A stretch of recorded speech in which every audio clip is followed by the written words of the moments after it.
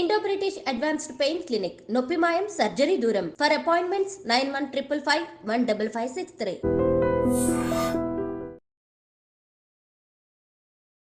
అందరికీ నమస్కారం. నేను స్వరూపపట్లపల్లి. Welcome to I dream. Manchu ఫ్యామిలీలో తలెత్తిన విభేదాల మీద విపరీతంగా చర్చ నడుస్తోంది. ఒకవైపు సొసైటీలో, ఇంకొక వైపు సినిమా ఇండస్ట్రీలో ఎంతో గౌరవ మర్యాదలు, పేరు ప్రతిష్టలు ఉన్న మంచు ఫ్యామిలీ ఇప్పుడు పోలీసులు, కేసులు, హాస్పిటల్స్ చుట్టూ తిరగాల్సిన పరిస్థితి వచ్చింది. ప్రతి వ్యక్తి జీవితంలో టఫ్ సిచ్యుయేషన్స్ వస్తూనే ఉంటాయి. ఇప్పుడు మంచు ఫ్యామిలీ కూడా అలాంటి పరిస్థితులనే ఎదుర్కొంటోందా? ప్రస్తుతం నాతో పాటు ఆస్ట్రో సైకాలజిస్ట్ ఎస్వి నాగనాథ్ గారు ఉన్నారు. ఆయనతో మాట్లాడి అనేక విషయాలు తెలుసుకుందాం. నమస్తే నాగనాథ్ గారు. మీరు చూస్తూనే ఉన్నారు కదా, మంచు ఫ్యామిలీని మీరు ఫాలో అవుతూ ఉన్నారు. వాళ్ళ ఇంట్లో జరుగుతున్న గొడవలు అందరికీ తెలిసిందే. మీరు హారోస్కోప్ ని బేస్ చేసుకొని సైకాలజీని అనాలిసిస్ చేస్తూ ఉంటారు కదా, అసలు వాళ్ళ ఇంట్లో ఇప్పుడు చోటు చేసుకున్న పరిణామాలని మనం ఎలా చూడాలి? ఒక సేయింగ్ ఉంది ఇంగ్లీష్లో, learning without reflection, reflecting without learning అని. అంటే లెర్నింగ్ అంటే ఏంటి? మీరు ఒక టఫ్ సిచ్యువేషన్ నుంచి మీరు ఏం నేర్చుకున్నారు, లేదా మీరు ఏమైనా తప్పులు చేశారు, ఆ తప్పులు మళ్ళా రిపీట్ చేయకుండా మీరు ఏం చేయాలి? That is what you have to learn. ఈ లెర్నింగ్ ప్రాసెస్ అన్నది ఏంటంటే, మీరు జరిగిపోయిన ఇన్సిడెంట్లో మీ పాత్ర ఏంటి, మీరు గతంలో చేసిన దాని యొక్క కార్యాచరణ యొక్క పరిణామాలు మీకు వ్యతిరేకంగా ఎందుకు మారినాయి. మీరు చేసేటువంటి వ్యాపారం కావచ్చు, సినిమా రంగం కావచ్చు, లేకపోతే కుటుంబపరమైన విభేదాలు, ఆంతరంగిక సమస్యలు కూడా కావచ్చు. ఇవన్నీ కూడా మన పాత్ర ఏంటి as administrator of the family, మన రోల్ ఏంటి. ఎందుకంటే ఒక ఫాదర్ అనే వ్యక్తి ఒక administration, complete administration of the family ఫాదరే ఉంటాడు. సో ఏం నేర్చుకుంటున్నాం మనం? గతంలో ఇలాంటివి చాలా చాలా మిస్టేక్స్ జరిగినాయి. ఇంతకుముందర చాలా సందర్భాల్లో కూడా ఒక పెద్ద వివాదాలు ఏర్పడి మీడియా అంతా కూడా వీటి మీద చర్చ, ఒక వారం రోజులు చర్చలు పెట్టినటువంటి సందర్భాలు కోకల్లోనే. మరి రిఫ్లెక్టింగ్ ఏంటి? మీరు ఎట్లనో నేర్చుకోవట్లేదు. రిఫ్లెక్ట్ దేని వల్ల అవుతున్నారు మీరు? ఒక ఇన్సిడెంట్ అయిపోయిన తర్వాత దాన్ని మనము 1-4 సార్లు దాన్ని మనము ఇన్వెస్టిగేషన్ చేసి దాన్ని లోతుగా పరిశీలించి ఆ రిఫ్లెక్షన్ అయిన తర్వాత కూడా చాలామంది నేర్చుకోరండి. You know what is wrong, where it went wrong, and what is your contribution as a person administration of the family. You know the fact, but you don't want to learn. You always think that I am the authority, I am the superior, whatever I do is right. ఈ reflection నుండి learning లేకపోయినా, learning నుండి reflection లేకపోయినా దాన్ని ఏమంటారంటే narcissistic trait అంటారు. అంటే ఏంటి?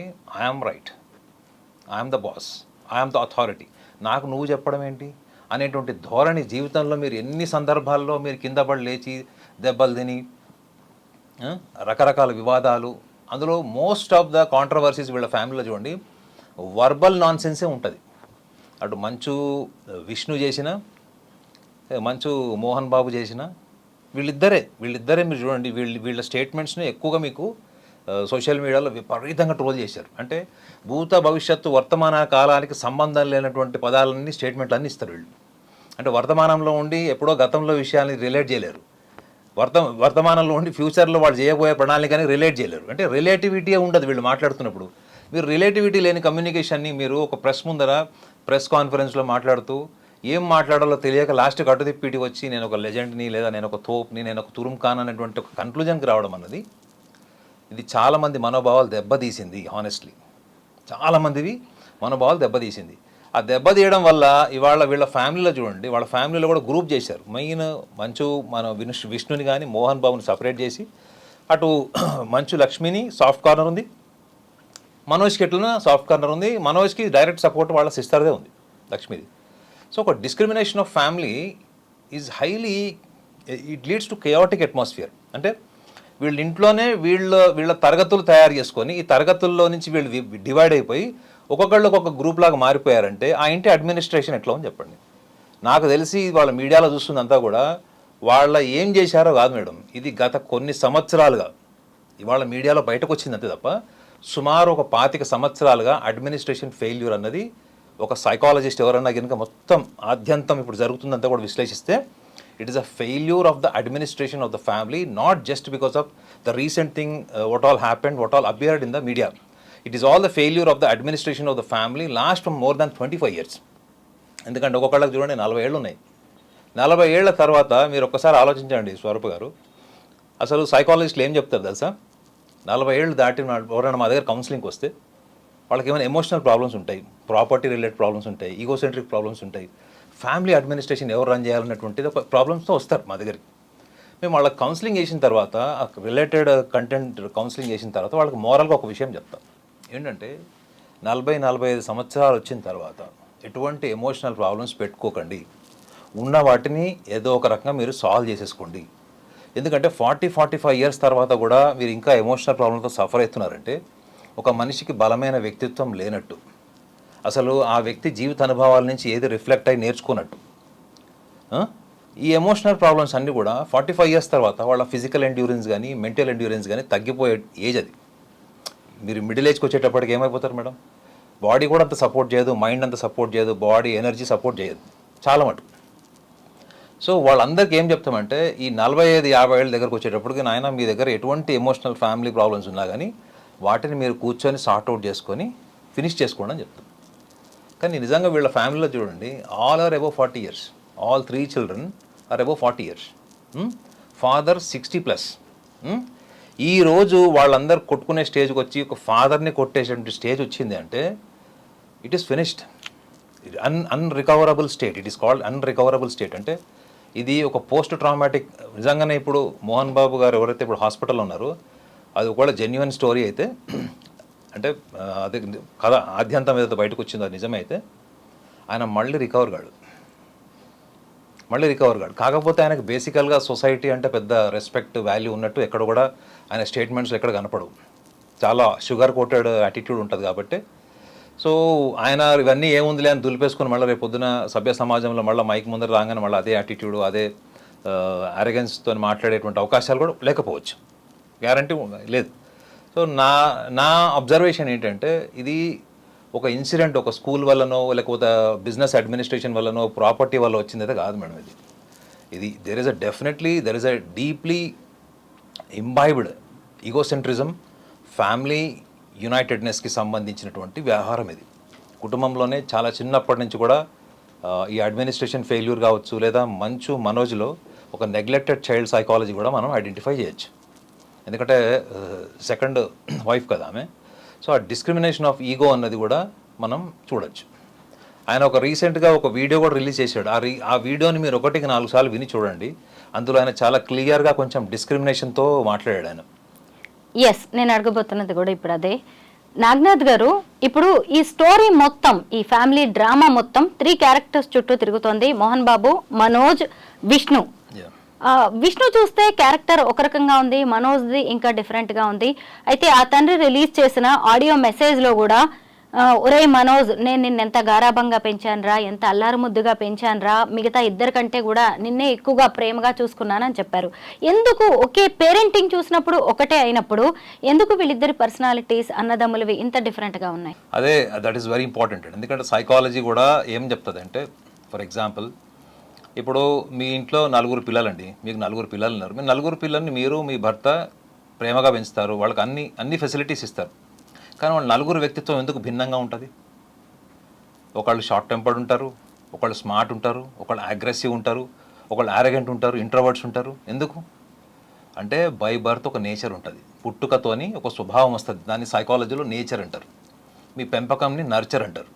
So nature by birth can influence and modify the individual's personality for the betterment of life. ఇది సైకాలజీ చెప్తుంది. ఆస్ట్రాలజీలో కూడా బై బర్త్ ఒక నేచర్ ఉంటుంది మేడం. ప్రతి హారోస్కోప్కి కూడా ఒక సిగ్నిఫికెంట్ క్యారెక్టర్స్ ఉంటాయి, నేచర్ ఉంటుంది. అది పుట్టుకతోనే వస్తుంది, గర్భసంచిలో ఉన్నప్పుడే ఆ లక్షణాలు ఉంటాయి వాళ్ళకి. ఆ శిశు జన్మం టైంలో గర్భసంచిలో నుంచి శిశు జన్మం జరిగేటప్పటికీ వాళ్ళకి ఒక స్వభావం ఉంటుంది అని జ్యోతిష శాస్త్రం ఎప్పుడో చెప్పింది. కాబట్టి మన దగ్గర స్వభావాలు, పర్సనాలిటీస్, వ్యక్తిత్వం, వాళ్ళ వీక్నెసెస్ గురించి మాట్లాడితే ఎవడు విన్నారు కదా, నువ్వేది మాకు చెప్పేది అనుకుంటారు. కాబట్టి ఆ కోణాన్ని చాలామంది నెగ్లెక్ట్ చేశారు. ఇప్పుడు మీరు అన్నారు కదా, వీళ్ళలో మంచు విష్ణు హారోస్కోప్ కూడా నా దగ్గర ఉంది, మంచు మనోజ్ హారోస్కోప్ ఉంది, లక్ష్మీది ఉంది, మోహన్ బాబు కూడా ఉంది. సో మంచు విష్ణుని చూస్తే మాత్రం ఆయన is a very dispassionate and ఈ ల్యాక్ ఎమోషన్స్. అంటే పర్సనాలిటీ వైజ్ అతని డేట్ ఆఫ్ బర్త్ని తీసుకొని అని హారోస్కోప్ అనాలిసిస్ చేసినా కానీ అతనికి ఏంటంటే ఎమోషనల్ కాదు, is a very smart guy. ఇంకొకటి ఏంటంటే చాలా ఎంతూజియాస్టిక్గా, యాక్టివ్గా, చియర్ఫుల్గా ఉండేవాడు. So talent point of view చూస్తే మాత్రం ఎన్విరాన్మెంట్లో ఉన్న రీసోర్సెస్ని వాడుకోవడం తప్ప తను ఒక ఎన్విరాన్మెంట్కి రీసోర్స్ కాలేడు. మీరు ఉన్న ఫెసిలిటీస్ని వాడుకుంటున్నారా, మీరు ఒక ఫెసిలిటీని క్రియేట్ చేస్తున్నారా? ఈ 2 యాంగిల్స్ ఆఫ్ పర్సనాలిటీస్ ఉంటాయి. సో నాకు తెలిసి ఈ లక్షణం వాళ్ళ ఫాదర్ నుంచి అతను నేర్చుకున్నాడని నాకు అనిపిస్తుంది. అంటే తన టాలెంట్ కంటే మించి గుర్తింపు సంపాదించాలి అంటే తన చుట్టుపక్కల వాళ్ళు కూడా అంత టాలెంటెడ్ ఉండాలి. వాళ్ళని మనం వాడుకొని మనకంటూ ఒక ఐడెంటిటీ క్రియేట్ చేసుకున్నాం. You have to be very smart. అందరికీ రాదండి, దాన్ని డిపెండెంట్ ఇంటెలిజెన్స్ అంటారు. అది మోహన్ బాబులో చాలా కనిపిస్తుంది, మోహన్ బాబు పర్సనాలిటీలో. ఎందుకంటే నా హారోస్కోప్ కూడా నేను చూశాను, జన్మ రాశి నక్షత్రం అన్నీ ఉన్నాయి. కాకపోతే మీకు టెక్నికల్గా చెప్తే అర్థం కాదు కాబట్టి నేను అందులో ఉన్నటువంటి ఎసెన్స్ మీకు చెప్తున్నాను. సో మనోజ్ దగ్గరకు వచ్చేటప్పటికి ఏంటంటే మనోజ్ ఈజ్ వెరీ ఎమోషనల్. ఆయన డేట్ ఆఫ్ బర్త్లో పుట్టిన వాళ్ళు మీరు ఎవరన్నా చూడండి, ఆయనలో 2 మైనస్ పాయింట్స్ ఉన్నాయి, 2 ప్లస్ పాయింట్స్ కూడా ఉన్నాయి. మైనస్ పాయింట్స్ ఏంటంటే ఆయన ఈజ్ అ రెబెలియస్. అంటే దేనికైనా అతను తిరగబడతాడు. అంటే పోటీతత్వం ఉంది, ఫైట్ చేస్తాడు. ఎన్నిసార్లు కింద పడినా కానీ లేచి నుంచొని ఫైట్ చేసేటప్పుడు అంటే ఒక పోటీ పటిమ ఉంది, అదొకటి. రెండోది ఈజ్ వెరీ షార్ట్ టెంపర్డ్. అర్థమైందా? షార్ట్ టెంపర్డ్నెస్ అంటే ఏంటంటే మీరు ఎవరైనా ప్రొవోక్ చేశారనుకోండి మేడం, if you are short tempered, మిమ్మల్ని ఈజీగా ప్రొవోక్ చేసి మిమ్మల్ని రెచ్చగొట్టి మీకు మీకు మీకు తెలియని స్థాయికి మీలో ఆవేశాన్ని క్రియేట్ చేయొచ్చు if you are short tempered. ఆ షార్ట్ టెంపర్డ్నెస్లో మీరు ఏమైనా చేయొచ్చు, తర్వాత మీరు రిపెంట్ కూడా కావచ్చు. సో మంచు మనోజ్లో ఉన్నటువంటి ఒక లక్షణం ఏంటంటే he will get in to this kind of short tempered attitude, get in to actions. Later on he will repent or he may compromise for the welfare of the family. ఈ 2 angles ఉంటాయి. ఇవి ఆయనలో ఉన్నటువంటి negative attitudes. Positive strengths అంటే దాన్ని ఏమంటారు అంటే determination. You can say it determination and if highly family oriented. పైకి అట్లా కనిపిస్తున్నాడు, అంత చేస్తున్నాడా? నాకు తెలిసి వాళ్ళ మొత్తం 4 highly family oriented, very genuine emotions అంటే లక్ష్మి అండ్ మనోజ్. వాళ్ళ హారోస్కోప్ ప్రకారం ఇది వాళ్ళ ఎక్స్టర్నల్ పర్సనాలిటీ, వాళ్ళ మీడియా ముందు సమావేశాలు చూసి నేను చెప్పట్లేదు. ఇది imbibed nature in the horoscope. ఏంటంటే వీళ్ళిద్దరు హైలీ ఫ్యామిలీ ఓరియంటెడ్. వాళ్ళు ఎప్పుడైనా సందర్భం వస్తే ఫ్యామిలీ కోసం నుంచుంటారు, irrespective of the condition and circumstances వాళ్ళు నుంచుంటారు వాళ్ళు. కానీ మనోజ్కి ఏంటంటే he doesn't know how to articulate himself during his temperamental time. So ఈ టెంపర్మెంటల్ ఇష్యూస్ ఉన్న వాళ్ళు చాలా సందర్భాల్లో వాళ్ళకి విలువైంది కూడా పోగొట్టుంటారు వాళ్ళు. అంటే ఆ చిన్న సెన్సిటివ్ నేచర్ కావచ్చు, ఆ టైంలో వాళ్ళకి ఈగోసెంట్రిజం వల్ల కావచ్చు, ఆ టైంలో వాళ్ళకి ఏం తోస్తే అది కరెక్ట్ అనమాట. ఈ టైంలో నేను ఏమనుకుంటే నాకు అది కరెక్ట్, ఇప్పుడు నేను నమ్మిన సిద్ధాంతం కోసం నేను ఫైట్ చేస్తా, వార్ చేస్తా అనేటువంటి టెంపర్మెంట్లోకి వెళ్ళిపోయినప్పుడు. సో ఇలాంటి వాళ్ళని నిజంగా మోహన్ బాబు లాంటి వ్యక్తి సాఫ్ట్గా ఇంటలెక్చువల్ డీల్ చేయాలి తప్ప నేను నిన్ను మీరు అన్నారు చూడండి, నేను నిన్ను పోషించాను, ఇంత ఎవరి కోసం పోషిస్తారండి? నీ మొదటి భార్య చనిపోయింది, రెండో పెళ్ళి ఎందుకు చేసుకున్నావు మరి అలాంటప్పుడు? ఇప్పుడు ప్రాక్టికల్గా రా మెటీరియల్ క్వశ్చన్స్ అడిగితే నువ్వు ఎందుకు చేసుకున్నావు? నీకు ఒక ఎమోషనల్ బాండేజ్ కావాలి కాబట్టి, నీ ఫ్యామిలీలో నీ పిల్లల్ని చూసుకోవడానికి, అప్పటికే 2 పిల్లల్ని చూసుకోవాలి కాబట్టి నువ్వు పెళ్లి చేసుకున్నావు. నువ్వు మెహర్బానీ చేసినట్టు ఎందుకు మాట్లాడతావు నాకు అర్థం కాదు. ఇది మోహన్ బాబే కాదండి, చాలామంది పేరెంట్స్ మా దగ్గరకు వచ్చినప్పుడు నేను వాడిని పెంచానండి, పోషించానండి ఇవన్నీ చెప్తాడు. నువ్వు పిల్లల్ని కనకపోతే సమాజం నేను ఏమంటుంది? నీకు పిల్లలు లేరనుకోండి, మగవాడిని ఏమంటుంది? ఒక్కొక్క స్టేట్మెంట్ ఉంటుంది, నేను చెప్పడం ఇష్టం లేదు. అదే ఆడవాళ్ళు పెళ్లి చేసుకున్న పిల్లలు లేదనుకోండి, వాళ్ళు ఈ వ్రతాలు నోములు సభ్య సమాజంలో వాళ్ళని పోతే వాళ్ళు ఎట్లా ట్రీట్ చేస్తారు? సో వీళ్ళు మెహర్బానీ చేసినట్టు మాట్లాడతారు చూడండి. నిజంగా వీళ్ళు deep inside they are terribly they are suffered with egocentrism and arrogance. వాళ్ళు ఏం మాట్లాడుతున్నారు అన్నప్పుడు వాళ్ళ భావావేశము, ఆ సెల్ఫ్ పిట్టి ఉంటుంది చూడండి. నాకు నా ఈగో బ్లాస్ట్ అయ్యే వరకు నేను ఒక రకంగా ఉంటాను. ఇక ఈగో బ్లాస్ట్ అయింది, వర్కౌట్ కావట్లేదు, రిజల్ట్స్ రావట్లేదు, అలాంటప్పుడు సెల్ఫ్ పిట్టిలోకి వెళ్తాను. అంటే నేను నీకు ఇది చేశాను రా, నేను అది చేశాను, నేను కష్టపడి పైకి వచ్చాను, నీకు ఏం తక్కువ చేశాను, సెల్ఫ్ పిట్టి, సానుభూతి లక్షణాలు అనమాట. నేనైతే కాన్ఫిడెంట్గా చెప్తా ఏంటంటే మంచు మనోజ్ ఎప్పటికీ ఆ ఫ్యామిలీతో కలవడు. ఎందుకు అంటే ఆలోచించుకోండి, ఒక స్మార్ట్నెస్ ఉన్నటువంటి brother, terrible egoism and beyond ఎబిలిటీకి మించినటువంటి మాటలు, ఎబిలిటీకి మించినటువంటి పర్సనాలిటీ అనే వ్యక్తి ఏమన్నా అయ్యుండొచ్చు. కానీ ఆయన సభ్య సమాజంలో ఎన్నిసార్లు మాట్లాడినా కానీ సమాజానికి చిరాకు పుట్టేలాగా మాట్లాడిపోయడం, తనకు సెల్ఫ్ డిక్లరేషన్ అనమాట, సెల్ఫ్ ప్రొక్లైమ్డ్ లెజెండ్గా తను చెప్పుకోవడము. నిజంగా చెప్పాలంటే అసలు మీరు ఒకసారి ఆలోచించండి మేడం, వజ్రోత్సవం జరిగింది తెలుసు కదా మీకు, ఫిలిం ఇండస్ట్రీ వజ్రోత్సవం జరిగినప్పుడు ఆయన చేసినటువంటిది ఎంతమందిని ఇప్పటికి కూడా మర్చిపోకుండా చేసింది. సో మోహన్ బాబు గారి పర్సనాలిటీలో ఏంటంటే ఆయన హైపర్ సెన్సిటివ్ అండి. ఈగోయిజం వెనక హైపర్ సెన్సిటివిటీ కూడా ఉంటుంది. ఈ హైపర్ సెన్సిటివ్ ఉన్నవాళ్ళు మిమ్మల్ని ప్రేమిస్తే కూడా పిచ్చోళ్ళలాగా ప్రేమిస్తారు. మీ మీద కోపం వచ్చింది, అనుమానం వచ్చింది అనుకోండి, ఈక్వల్గా వైలెంట్గా అవుతారు. కేరింగ్ ఎక్స్ట్రీమ్స్ ఉంటాయి, వెండెక్టివ్నెస్, రివెంజ్ కూడా వెనకబడి రివెంజ్ తీసుకుంటారు వీళ్ళు. ఎక్స్ట్రీమ్స్ అనమాట. అది psychological. Love is psychological, hatred is also psychological. So ఇట్లాంటి వాళ్ళు అధికారంలో ఉన్నప్పుడు, వాళ్ళు ఒక అడ్మినిస్ట్రేషన్ పవర్లో ఉన్నప్పుడు దాన్ని మిస్యూజ్ చేసుకుంటారు బికాజ్ ఆఫ్ హైపర్ సెన్సిటివ్. వీళ్ళకి పక్షపాతం ఉంటుంది. వీళ్ళకి భజన చేసే వాళ్ళకు ఒక అడ్మినిస్ట్రేషన్ ఉంటుంది. వీళ్ళని ఎవరైనా రాడికల్గా క్వశ్చన్ వేసినా, ఫ్యాక్ట్స్ మాట్లాడినా, లేదా మీకు ఇండివిజువాలిటీ ఉందనుకోండి, మిమ్మల్ని ఇరాడికేట్ చేసేటువంటి లక్షణాలు కూడా ఈ మోహన్ బాబు గారి పర్సనాలిటీలో ఉంటాయి. ఇది ఇంబైబ్డ్ ఉంటాయి ఇవి. ఇప్పుడు వాళ్ళ ఇంట్లో చూసుకోండి మీరు, రిలేటివ్గా అదే జరుగుతుందా లేదా? ఒక కొడుకు మీద ఒక డిస్క్రిమినేషన్ ఉంది, ఇంకో కొడుకు మీద ఇంకో డిస్క్రిమినేషన్ ఉంది. ఇట్లా ఉన్నప్పుడు ఆ ఫ్యామిలీ అడ్మినిస్ట్రేషన్ అంతా కూడా ఈయన అనుభవము, ఈయన ప్రజలకు చెప్పేటువంటి క్రమశిక్షణ, ఈయన ఆరాధ్య దైవం అనేటువంటి రామారావు గారు, దాసనారాయణరావు గారు, వీళ్ళందరూ ఎలా ఉన్నారు అసలు? ఈ రోజు కూడా రామారావు గారి కుటుంబంలో ఎవరైనా రామారావు గారికి వ్యతిరేకంగా ఇవాళ మాట్లాడతారు వచ్చి? అంటే పిల్లలు రోడ్డు మీద వచ్చి కొట్టుకున్నారు ఇట్లా ఆస్తుల కోసం, వేరే కారణాల వల్ల, పొలిటికల్ రీజన్స్ వల్ల, అది వేరే విషయం. బట్ ఆస్తి కోసం కొట్టుకున్న వాళ్ళు రోడ్డు మీదకి వచ్చి ఇట్లా ఉన్నారు. ఎవరన్నా ఆయనకు ఎదురుగా నుంచి మాట్లాడే ధైర్యం ఎవరికైనా ఉందా? కానీ వాళ్ళు ఇక్కడ ఏం జరిగిందని హాస్పిటలైజ్ అయ్యండు ఇంజురీస్తోని, హాస్పిటలైజ్ అయ్యాడు. ఇవాళ పొద్దున కూడా ఏదో వీడియో చూసాను, డాక్టర్ ప్రజెంటేషన్లో చూశాను, చెస్ట్ మీద, తలకాయ మీద, వీపు మీద, చేతి మీద అనే దెబ్బలు నేనాడు. So that is finished madam. The administration not just an administration. మనం సోల్ అంటాం చూడండి, that soul itself is vanished out of his body. Now is only physical. So నా దృష్టిలో ఏంటంటే వాళ్ళ ఫ్యామిలీలో 4 రకాల వ్యక్తిత్వాలు, బలమైన వ్యక్తిత్వాలు ఉన్నా కానీ మంచు మనోజ్ మాత్రం ఆయనని హ్యాండిల్ చేసే విధానం మాత్రం మోహన్ బాబు నేర్చుకోలేదు, 100% నేర్చుకోవాలి. ఇప్పుడు ఇవాళ వచ్చి నువ్వు క్లారిఫికేషన్ ఎందుకు ఇచ్చుకోవాలి? నువ్వు అక్కడ నేను ఇట్లా పెంచాను అట్లా పెంచానని నువ్వు నీకు నచ్చినట్లు పెంచడం కాదు, అవతల వాళ్ళని అర్థం చేసుకుని వాళ్ళ వ్యక్తిత్వానికి అనుగుణంగా నువ్వు వెళ్తేనే నువ్వు ఫాదర్ అవుతావు, అప్పుడే నువ్వు మదర్ అవుతావు. పిల్లల్ని అట్లనే పెంచుతారండి చిన్నప్పుడు. తల్లి తనకు నచ్చినట్టు పిల్లల్ని పెంచదు. పిల్లలు ఎదుగుతున్న క్రమంలో వాళ్ళ మనస్తత్వం ఏంటో ఆలోచించి పెంచుతుంది. వాళ్ళు నిజంగా గొప్ప తల్లులు అవుతారు, గొప్ప తండ్రులు అవుతారు వాళ్ళు. నాగ్నాథ్ గారు, ఈ గొడవల్లో ఆ కుటుంబంలోని మహిళలు కూడా చాలా నలిగిపోతున్నారు. మంచు లక్ష్మి కావచ్చు, భూమా, మౌనిక, అలాగే మనోజ్ తల్లి మోహన్ బాబు గారి భార్య కూడా ఎంతో నలిగిపోతున్నారు. అయితే ఇంకొక వైపు చూసినప్పుడు తండ్రి కొడుకుల మధ్య గొడవ జరిగింది, ఘర్షణ జరిగింది, అక్కడి వరకు ఓకే. మళ్ళీ నెక్స్ట్ డే 2 రోజులు ఆగిన తర్వాత మీడియా మీద దాడి చేశారు, ఓ రిపోర్టర్ని స్ట్రాంగ్ గా కొట్టారు మోహన్ బాబు. దీన్ని ఎలా చూడాలి? ఆయన సైకలాజికల్ పరిస్థితి ఎలా ఉంది?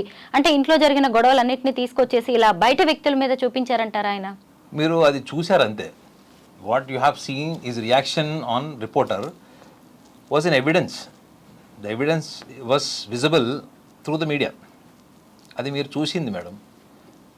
అంటే ఆయన ఒరిజినల్ నేచర్ అదే. యాక్చువల్లీ మీరు అదేదో మీడియా వాళ్ళు లాస్ట్ 3-4 డేస్ నుంచి కథనాలు వేస్తున్నారు, మా ఫ్యామిలీని రోడ్డు మీదకి లాగుతున్నారు అని కూడా ఎక్కడో ఒక స్టేట్మెంట్ ఇచ్చారు వాళ్ళు. అనవసరంగా మా కుటుంబాన్ని ప్రవోక్ చేసి చివరికి మా ఫాదర్ టెంపర్మెంట్ లూజ్ అయ్యేలాగా చేసి విష్ణు దాన్ని సమర్థించుకోవడం కోసం, వాళ్ళ ఫాదర్ని సమర్థించుకోవడం కోసం మాట్లాడారు.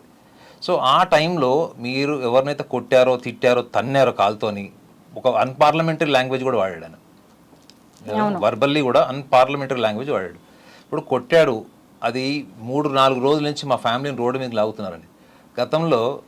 గతంలో ఎన్నో సందర్భాల్లో వాళ్ళ ఇంట్లో మేకప్ మ్యాన్ ఇష్యూ అయినప్పుడు కూడా వాళ్ళ ఫ్యామిలీ పెద్ద చర్చకు వచ్చినప్పుడు ఇంట్లో ఉన్న సర్వెంట్ మేడ్ కూడా ఒక స్టేట్మెంట్ ఇచ్చింది.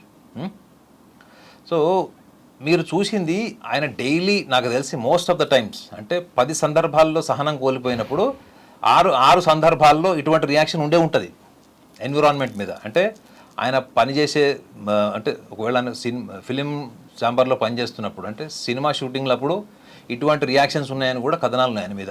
అంటే ఆర్టిస్టుల మీద ఆయన బిహేవియర్, ఇది కథనాలు ఉన్నాయి. ఇది దానికి ఎవిడెన్స్ ఉందో లేదో తెలియదు కానీ కథనాలు అయితే ఉన్నాయి. So he's aggression and this temperament, it is not just verbal, even it is getting in to the actions. So అర్థం ఏంటి అంటే, ఒక రకంగా చెప్పాలంటే నువ్వు యాంటీ సోషల్ ఎలిమెంట్ కిందకి వస్తారు. అంటే నువ్వు ఒక వ్యక్తిని కొట్టినప్పుడు, ఒకవేళ ఆ తలకాయ దెబ్బ దగ్గర చనిపోయింటాడు, ఇంకేమైనా సివియర్గా అయ్యింటే, ఏదైనా మెమరీ లాస్ అయ్యి, లేకపోతే ఇంకేమైనా అయ్యింటే పాసిబిలిటీ. ఇప్పుడు అక్కడ జరగలేదు, ఓకే, ఫార్చునేట్. బట్ జరిగి ఉంటే అంటే నీకు కాన్సిక్వెన్సెస్ కూడా తెలియని స్థితిలో నువ్వు ఒక మనిషిని డ్యామేజ్ చేయడానికి, హామ్ చేయడానికి నీ మనసు ఆ రోజు అక్కడ సందర్భము లేదా గత 2 రోజుల్లో జరుగుతున్నటువంటి సినారియోని బేస్ చేసుకొని జరగలేదు.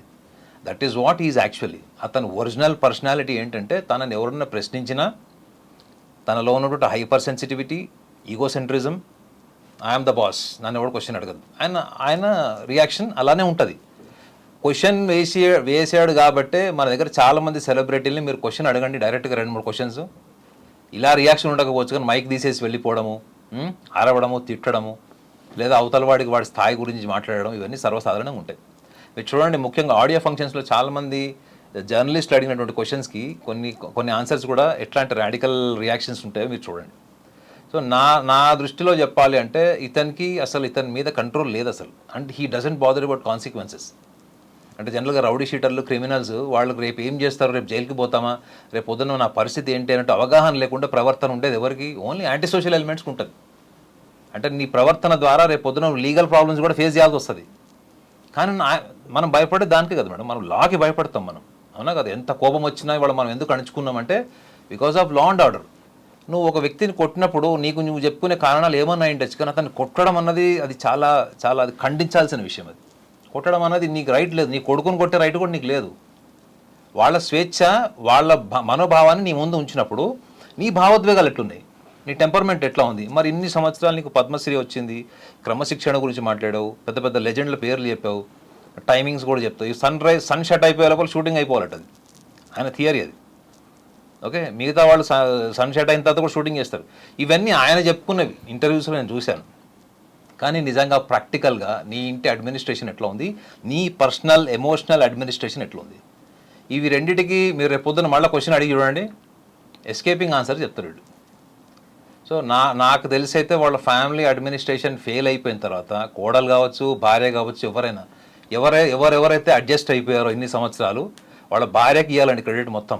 మోహన్ బాబు గారు భార్యకి ఈ రోజు వరకు వాళ్ళ కుటుంబంలో ఏం జరుగుతుంది, ఆయన టెంపర్మెంటల్ ఇష్యూస్ ఏంటి, ఆయన ఎట్లా కమ్యూనికేట్ చేస్తాడు, ఆయన ఎటువంటి సందర్భాల్లో ఎటువంటి నిర్ణయాలు తీసుకుంటాడు, ఇవన్నీ కూడా బయట ప్రపంచానికి ఎవరికి తెలియకుండా కేవలం అతను ఒక నటుడుగా మాత్రమే ప్రపంచానికి తెలిసేలా చేసిందంటే అందులో భార్య పాత్ర 99% ఉంది.